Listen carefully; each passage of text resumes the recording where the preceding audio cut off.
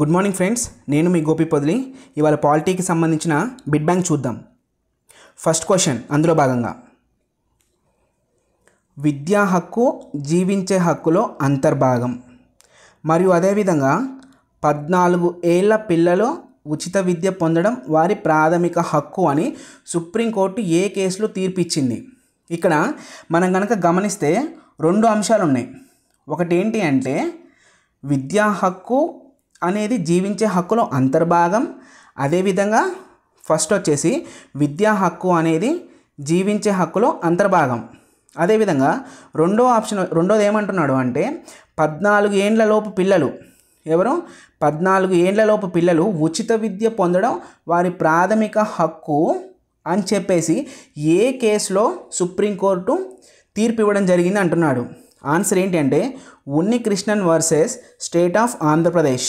Unnikrishnan versus state of Andhra Pradesh. Unnikrishnan versus state of Andhra Pradesh కేసులో తీర్పు ఇవ్వడం జరిగింది. ఏం తీర్పు ఇచ్చింది?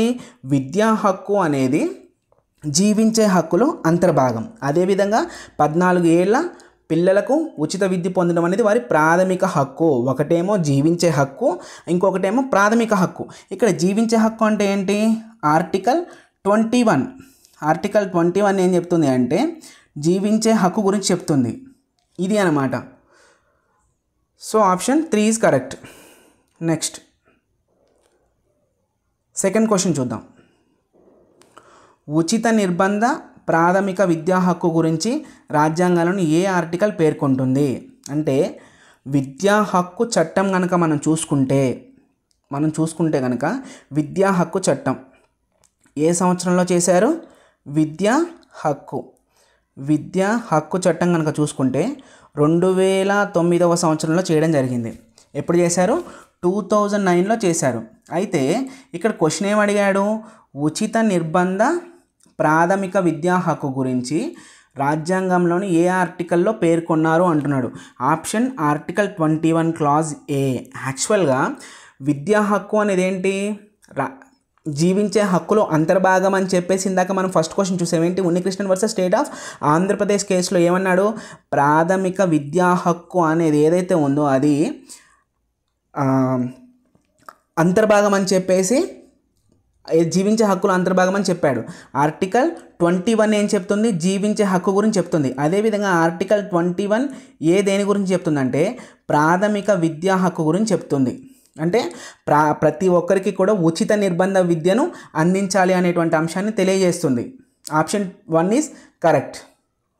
థర్డ్ క్వశ్చన్ మళ్ళీ సేమ్ ఉచిత నిర్బంధ ప్రాథమిక విద్యా హక్కు చట్టం. ఇందాక చెప్పాను కదా, విద్యా హక్కు చట్టం ఎప్పుడు వచ్చింది? 2009లో వచ్చింది. అయితే ఈ 2009లో విద్యా హక్కు చట్టంలో పేర్కొన్నటువంటి కొన్ని అంశాలు ఉన్నాయి. అవేంటో చూద్దాం. ఫస్ట్ ఆప్షన్ ఏ ఏంటి అంటే, ఆప్షన్ ఏ వచ్చేసి ఏమి ఇచ్చాడు అంటే 6 నుంచి 14 ఏళ్ల బాలబాలికలకు 1 నుంచి 8వ తరగతి. ఇక్కడ గమనించండి, 6 నుంచి 14 ఏండ్ల వయసు ఉన్నటువంటి బాలబాలికలకు 1 నుంచి 8వ తరగతి వరకు గల ప్రాథమిక విద్యను ప్రాథమిక హక్కుగా పరిగణిస్తారు. కరెక్ట్. ఆప్షన్ బి ఏం చెప్తుంది? ప్రైవేట్ పాఠశాలల్లో ఉన్న మొత్తం సీట్లలో 25% సీట్లను బడుగు బలహీన వర్గాల పిల్లలకు కేటాయించాలి. ఆప్షన్ బి కూడా కరెక్ట్. ఆప్షన్ బి ఏం చెప్తుందంటే, ఫర్ ఎగ్జాంపుల్ ఒక ప్రైవేట్ విద్యా సంస్థను కనుక తీసుకుంటే అందులో 100 సీట్లు ఉంటే కంపల్సరీ 25 సీట్లను ఎవరికి కేటాయించాలి? బడుగు బలహీన వర్గాలకి కేటాయించడం జరుగుతుంది. ఆప్షన్ సి ఏంటి అంటే ఉపాధ్యాయ విద్యార్థుల నిష్పత్తి 1:30 నిష్పత్తిలో చెప్తుంది, ఉండాలి అని అంటుంది. అంటే ఏంటి అంటే ఇక్కడ కంపల్సరీ మనం చూస్తే కనుక 30 మంది విద్యార్థులు కనుక ఒక బడిలో ఉంటే, ఎంతమంది? 30 మంది విద్యార్థులు కనుక ఒక బడిలో ఉంటే కంపల్సరీ ఒక ఉపాధ్యాయుడు అనేవాళ్ళు ఉండాలన్నమాట. అంటే ఒక ఉపాధ్యాయుడు 30 మంది విద్యార్థులకు విద్యను బోధించడం జరుగుతుందని చెప్పేసి ఆప్షన్ సి తెలియజేస్తుంది మనకి. ఆప్షన్ డి, ఈ చట్టం అమలుకు అయ్యే వ్యయాన్ని కేంద్ర రాష్ట్ర ప్రభుత్వాలు 65:35 నిష్పత్తిలో భరించాలి. అంటే ఏంటి? ఇప్పుడు ఫర్ ఎగ్జాంపుల్ 2009 విద్యా హక్కు చట్టాన్ని ఏదైనా ఒక రాష్ట్రం కనుక అమలు చేస్తుంటే ఆ అమలుకు అయ్యే ఖర్చు ఏదైతే ఉందో ఇందులో 65% కేంద్ర ప్రభుత్వం భరిస్తాయి నిధులని. అదేవిధంగా 35% నిధులను ఎవరు భరిస్తారు? రాష్ట్ర ప్రభుత్వాలు భరిస్తాయన్నమాట. సో అది ఇక్కడ ఉన్నటువంటి option D. So option A correct, option B correct, option C correct, option D correct. So ABCD correct కాబట్టి ఆప్షన్ 4 ఈజ్ కరెక్ట్ అనమాట. So option 4 is correct. Next fourth question వచ్చేసి ఉచిత నిర్బంధ ప్రాథమిక విద్యా హక్కు చట్టం 2009 ఎప్పటి నుంచి అమల్లోకి వచ్చింది అంటున్నాడు. ఇందాక నేను చెప్పాను ఏంటి, విద్యా హక్కు చట్టం. ఇక్కడ చూడండి, విద్యా హక్కు చట్టం ఎప్పుడు చేశారు, 2009వ సంవత్సరంలో చేశారు.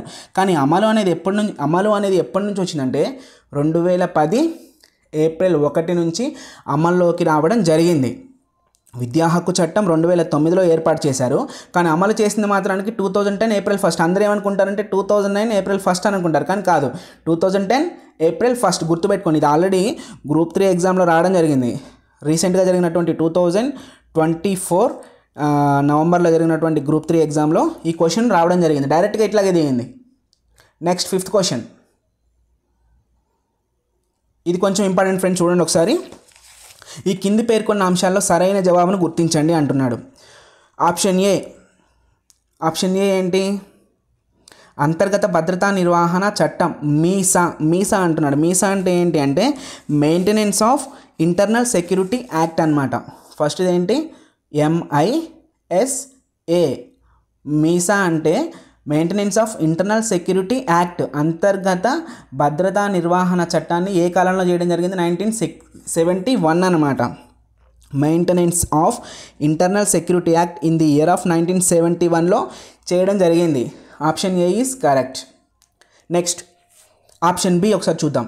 జాతీయ భద్రతా చట్టం అంటే national security act 1980. National security act అనేది 1980, దీని తెలుగులో జాతీయ భద్రతా చట్టం. Option B correct. Option C అత్యవసర సేవల నిర్వహణ చట్టం. అత్యవసర సేవలు నిర్వహణ చట్టం అంటే ఇంగ్లీష్లో వచ్చేసి ESMA అంటే ఏంటి అంటే essential services management act, management or లేదా మెయింటెనెన్స్ యాక్ట్ అని కూడా అనొచ్చు అనమాట. ఎసెన్షియల్ సర్వీసెస్ మెయింటెనెన్స్ యాక్ట్ ఎప్పుడు 1968లో రూపొందించడం జరిగింది. So option C is also correct.